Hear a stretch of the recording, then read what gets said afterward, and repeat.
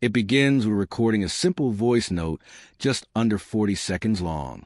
At first, there is nothing unusual about it.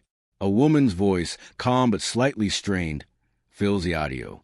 She sounds like someone trying to explain something quickly, someone who does not have much time. A faint hum lingers in the background, the kind of ambient noise no one pays attention to. The message plays once, then again and again.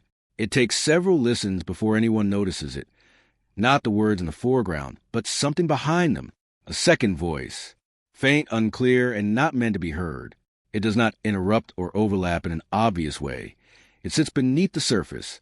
At first, it is dismissed as interference. But when the recording is slowed and enhanced, everything changes. The second voice does not belong there, and the woman never acknowledges it. The question becomes unavoidable. Who was in the background, and why were they never meant to be heard? The case begins in late October, when a 29-year-old woman named Adiz Okonkwo is reported missing. She lives alone, works remotely, and follows a predictable routine. She regularly communicates with her younger sister, which is why her sudden silence is alarming. 3 days before she disappears, she sends a voice note. It is shorter than usual and slightly rushed. She mentions feeling overwhelmed, needing time to sort things out, and assures her sister that everything is fine. Nothing about it suggests danger. Her sister accepts it at face value. But when Adiz stops responding entirely, concern quickly escalates. By the third day, a missing persons report is filed. Investigators begin with routine steps. Her apartment shows no signs of forced entry or struggle. Her belongings remain untouched: wallet, keys, work equipment. Everything appears normal, creating a contradiction. If she left willingly, why leave essentials behind? If not, where are the signs? Attention returns to the voice note. At first, it is treated as a routine piece of evidence. But upon closer listening, something feels slightly off. Not enough to confirm anything, but enough to raise questions. The recording is sent for standard enhancement. During processing, an audio technician detects a subtle frequency inconsistency. It does not match Adiz's voice. Once isolated, it becomes clear. There is a second audio layer. The file is reanalyzed with advanced filtering. Background noise is stripped away, and slowly, a faint second voice emerges. At normal speed, it is nearly impossible to notice, but when slowed down, it becomes distinct enough to recognize as speech. It does not match Adiz. This discovery shifts the entire case. She may not have been alone when the recording was made. Investigators break the audio into microsegments, analyzing each detail. The second voice runs parallel to Adiz's speech, suggesting presence without direct interaction. Its cadence is slower, more deliberate, at times almost whispered. Then a fragment is isolated and enhanced repeatedly until it becomes clear. Don't stop. The meaning is immediate.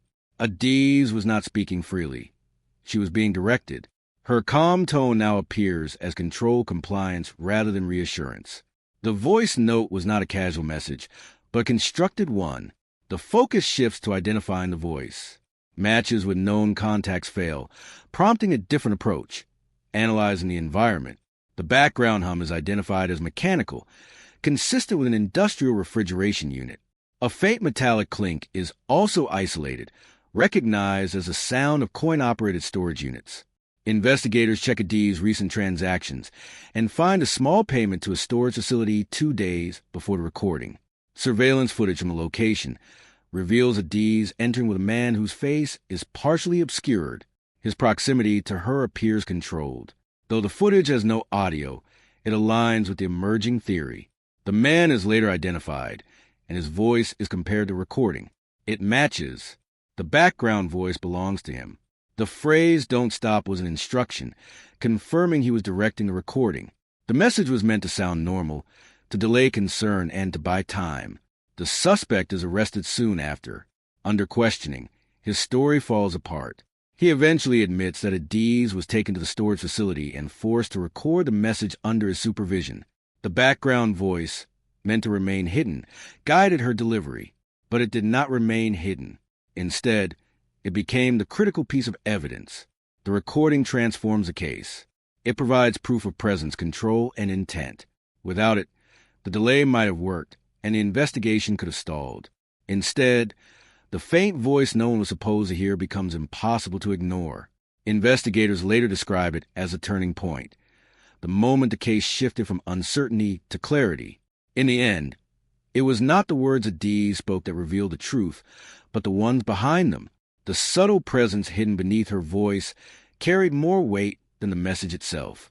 It was not what was said, it was what was never meant to be heard.